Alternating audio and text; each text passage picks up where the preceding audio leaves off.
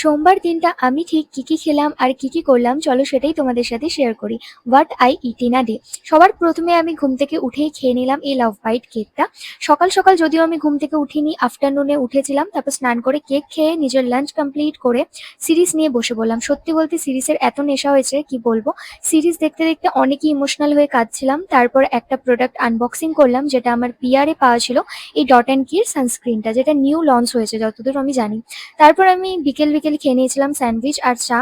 তার সাথে আমি ডিনার কমপ্লিট করি রাতে ওই 11টা সাড়ে 11টায়। রাতে ডিনার করা সত্ত্বেও আমার পেয়ে যায় খুব খিদে, তাই অর্ডার করে দিই একটা চকলেট ট্রাফল পেস্ট্রি, যেটা খুবই টেস্টি ছিল। আর তার সাথে ছিল একটা কাপকেক।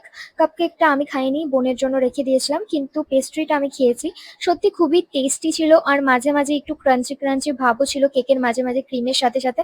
আমার তো জাস্ট দারুণ লেগেছে। লাস্টে আমি চকলেটটাও ছাড়িনি ওপরে, ওটাও খেয়ে ফেলেছি। আজকের ভিডিওতে এইটুকুই শেয়ার করলাম। তোমরা কে কেমন ভিডিও দেখতে চাও কমেন্ট করো। বাই।